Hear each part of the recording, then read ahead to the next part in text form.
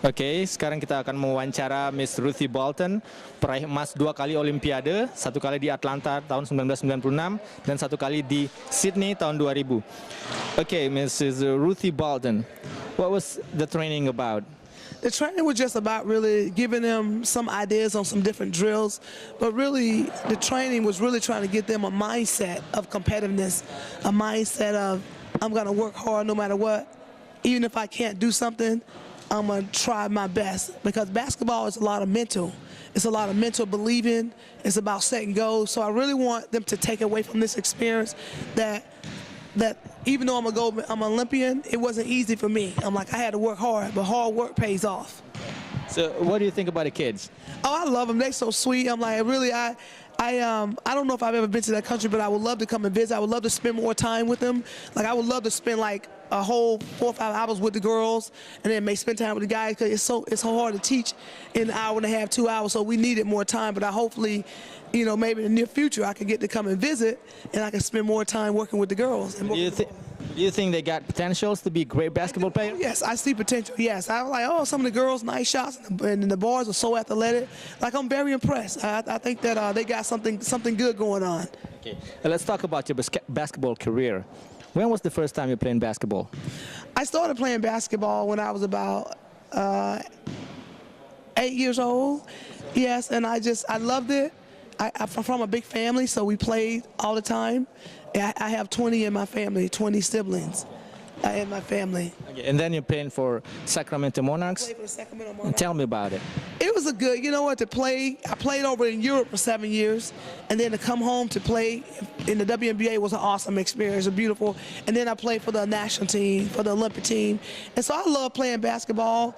There was a lot of things that, I didn't win. I won a lot, but I made mistakes along the way, but I always enjoyed 100% of when I played. Like I told them, I said, when you come out here today, play hard, give it 100%, even if you can't do something, but try and try your hardest. You're an All-Star player? I was in All Star twice. I was in 2 Olympics. I was in 2 World Championships. And so I played for the national team, for 7 national teams. And great experience. I love the game. I love competing. I told them, I said, you got to compete. You have to go toe-to-toe with anybody. Don't be afraid. How did you feel when they called you to play for the national team, USA team? It was a dream come true. I couldn't believe them. Like me. And I came in early in my career, I almost didn't play basketball because I was told I wasn't good enough to play. So to be able to call to be played for the Olympics, to represent your country, it's like there are hardly no words to describe that moment, that feeling. So it was awesome to be able to represent my country. That's why I love wearing my jersey, because it represents a lot. And that was your greatest achievement? That was a great achievement, winning 2 gold medals and representing United States of America. You're a point guard, right? Shooting guard. Shooting guard. Yeah, I wasn't a point guard. I was a shooting guard, and I was a defensive specialist. What do you think? What do you think makes you special among the other players of the WNBA that they pick you to represent the national team? It's to me, it was just an honor. There was a lot of great players in WNBA. A lot of great players, young players, Candace Parker, Taurasi, Simone Augusta. A lot of great players are coming up. A lot of them play over in Europe, and I was glad that I was part of that foundation, part of that. Now I have passed the torch on to them, to the younger generation, to continue carrying the legacy. Along your career, what was the best moment of your basketball career? The best moment was when we won the '96 Olympic gold in Atlanta, and I got a chance to show my father the gold medal. He was there because my father's passed on. He passed away, but he was there to share that moment with me, so that made that the best highlight of my basketball career. The worst one? The worst of my basketball career, oh my goodness, it's hard. I don't know if I've ever got that question. The worst of my career, I made the best of every moment. Probably the worst is that at the end of my career, when I had to walk away, the retirement ceremony. Okay, let's talk about. I read your profile on the internet. You went to the Army. Tell me about it. Yeah, the first lieutenant in the Army. I don't know. I went to the Army just sort of by accident. I was just sort of doing something. I didn't really have any major goals or expectations. I was just wanting to do something. I went with my sister, but she didn't like it, but I loved it. I loved everything that the Army taught about teamwork, about camaraderie, about leadership, Was that before the Olympics or after the Olympics? This was before. Yeah, so I think the Army helped me prepare for the Olympics. What was your task? I was in transportation, but I went through all the basic training when I did everything. We had to be in physical shape, physical stamina. We had obstacle courses. We had to go in the woods. They take you through a whole lot of stuff, but my field was in transportation, but I was just learning the basics. But I loved everything the Army stands for. You went to war? I didn't go to war, though. I went to war on the basketball court. Yeah. The last question. What is your advice for the young players? My advice, like I said, I see a lot of talent, is to take every moment and to get better every day. Don't let a day go by that you're not trying to get better on something. And that if your attitude, your mindset, if you get that, your attitude and your work ethic, your work ability, then your talent will eventually follow you.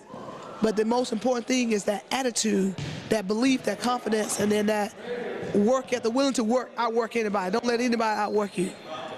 Thank you, Ruthie Bolton, 2 gold medalists. Thank you. Okay, thank you very much. It's an honor for us. Thank you very much, Hopefully Ruthie I get to Bolton. visit sometime soon. Amin. Thank you very much. Terima kasih, Ruthie Bolton. Udah sampai tengah, bokongnya hadap ring, hadap hebat. Kita tuh harus jadi tim yang hebat defense-nya.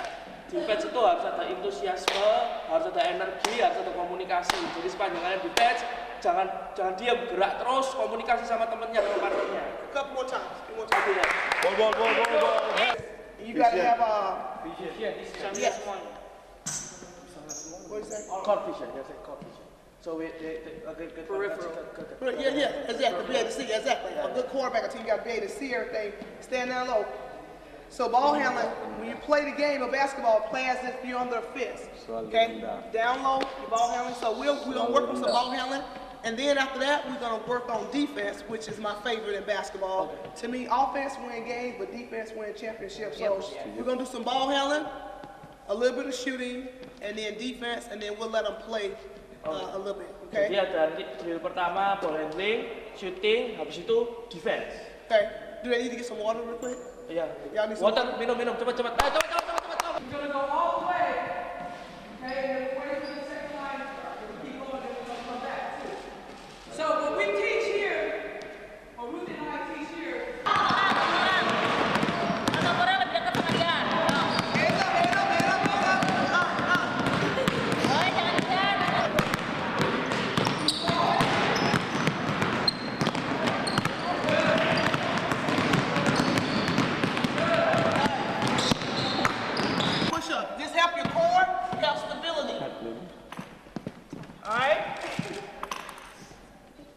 Mau punya dribble yang bagus ya, tangan Harus kuat. Ya, pokoknya dicobain latihan begini. So drop down real quick, let's knock out 10 and then we'll move on. Cobain semua.